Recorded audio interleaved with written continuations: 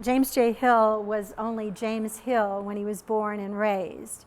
And he added the middle name at some point because he thought that important people evidently had a middle name. I just find that amusing. Why would he do that? What would make him want to do that? I just think it's funny. Well, we are at the James J. Hill House in St. Paul, Minnesota, and it took 3 years to build it, 1888 to 1891. It's got 36,000 square feet, 42 rooms, 13 bathrooms, 22 fireplaces, and 16 of these cut glass chandeliers. Where you're standing right now is really the most spectacular view in the house. And that's saying something, because this entire building is pretty gorgeous and pretty impressive, but right here is where he wanted the public to be just blown away. So it's all kind of concentrated right here. Most of this woodwork was done by a team of 13 incredibly talented men. They were led by a gentleman named Johannes Kirschmeier, who was a German immigrant, and he came here with 12 other men to do all of this carving. The majority of it was done by hand. The detail is absolutely amazing. I don't know that you could find artisans who do this kind of work nowadays. We figure it took those men something like 30,000 hours to do all of the carving that you'll see throughout the building. This type of building uses lots of rugged stone. It's got kind of big squat pillars, and it's got a very kind of blunt, forceful, masculine appearance.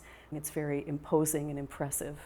He wasn't looking for something pretty. I think he was looking for something that said he was a serious man with a great deal of money and a great deal of power, and the appearance of this building is very powerful. Nothing retiring about it. It's a very commanding presence up here on Summit Avenue.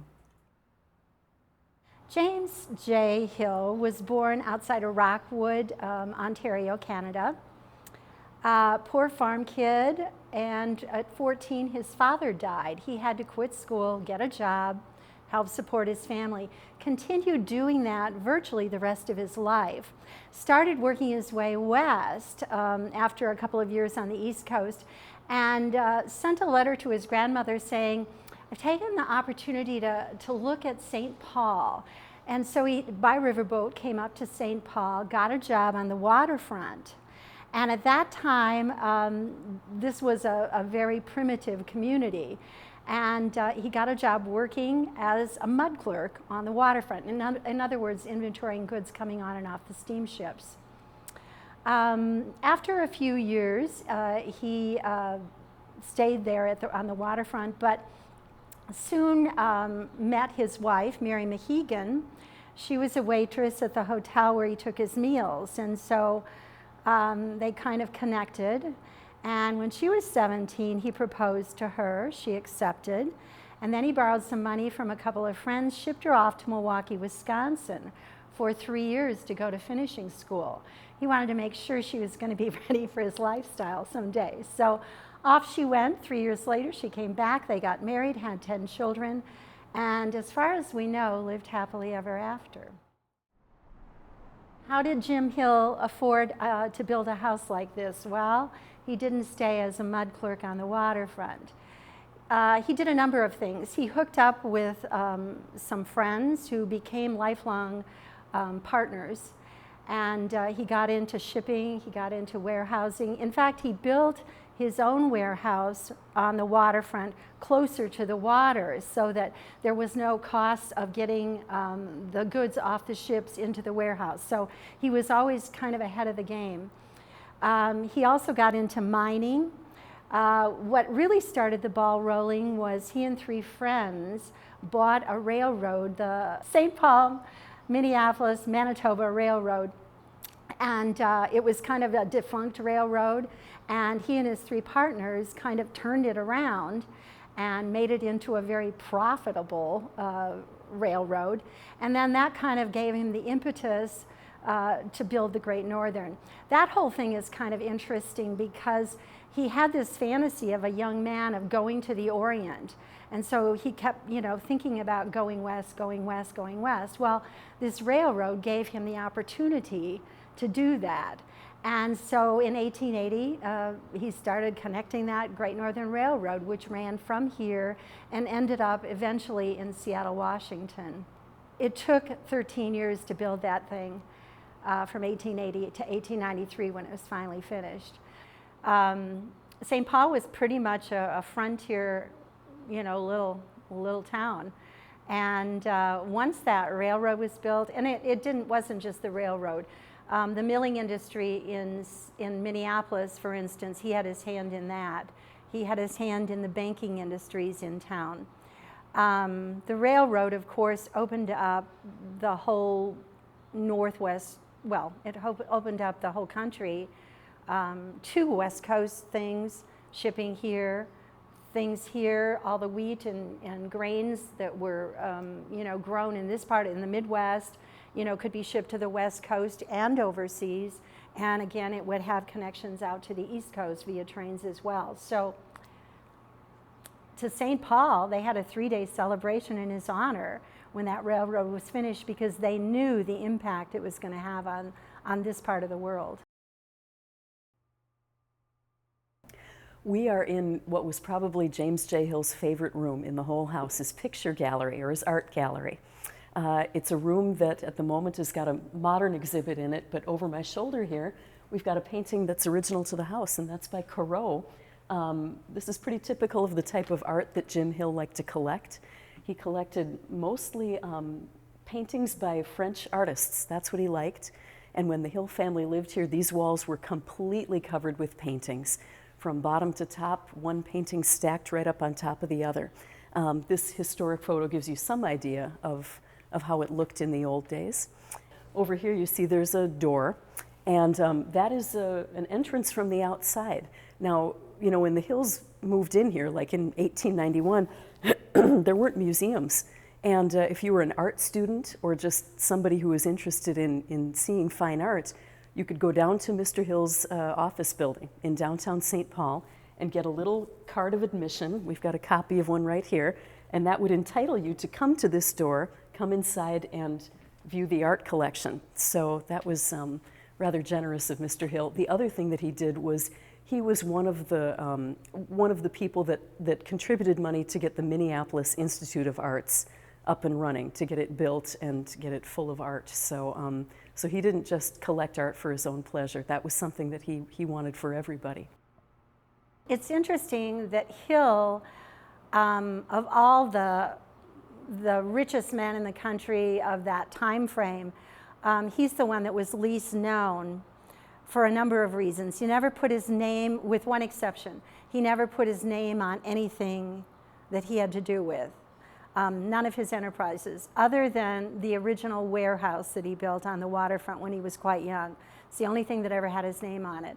The railroad didn't, the mining companies he owned didn't, the shipping industry, never his name on it.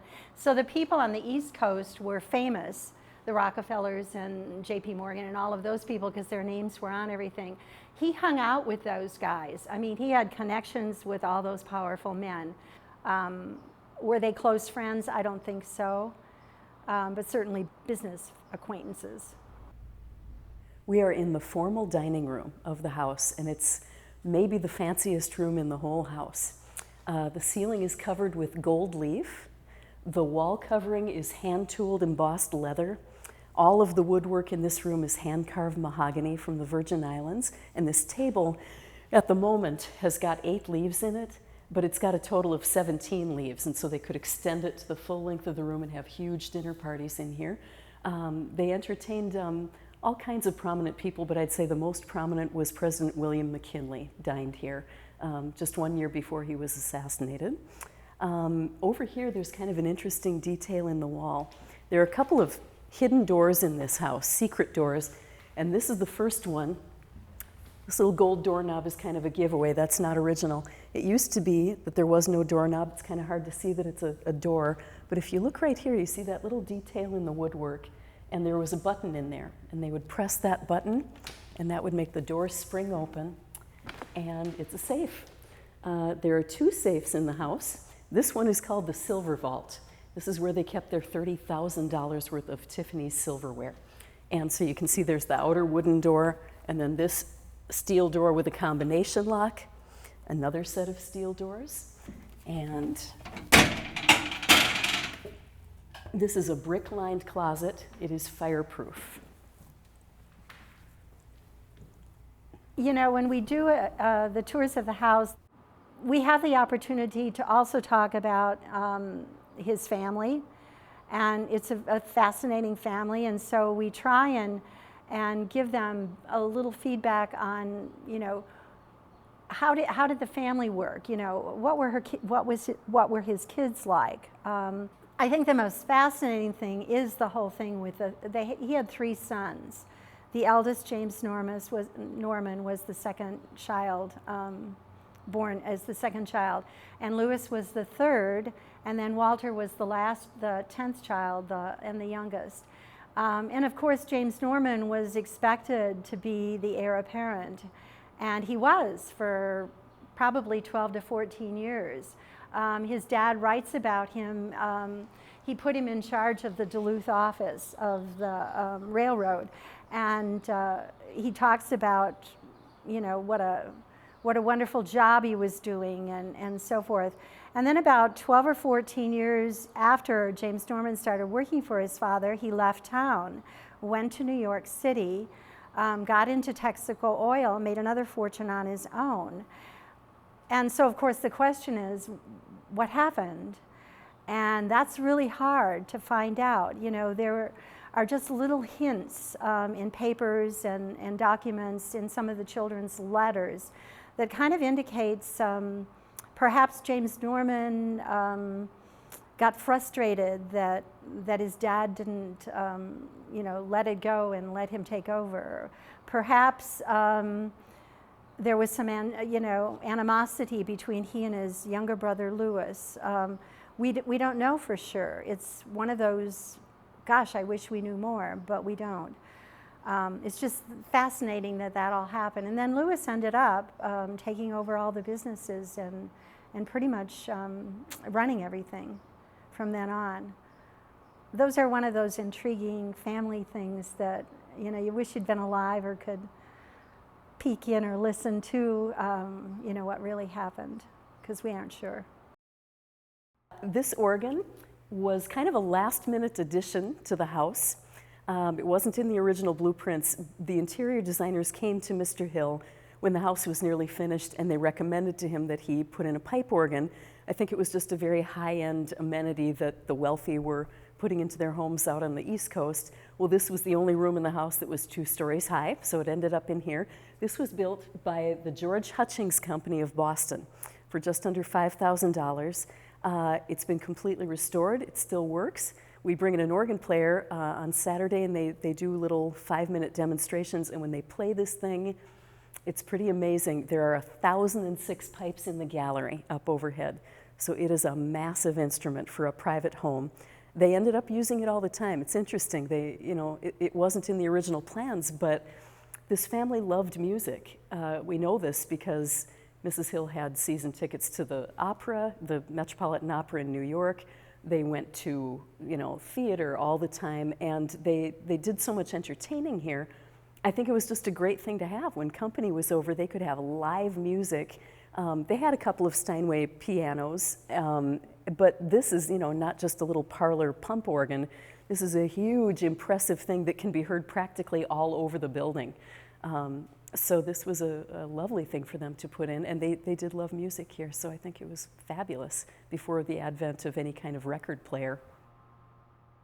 How does a 16-year-old kid leave home on his own, travel up and down the East Coast, working, sending money home, and still looking for, where am I going to go, where am I going to go, ends up by chance coming to St. Paul, getting a job, and then deciding this is my land of opportunity. I mean, it's intriguing. And how did that happen? He was probably brilliant.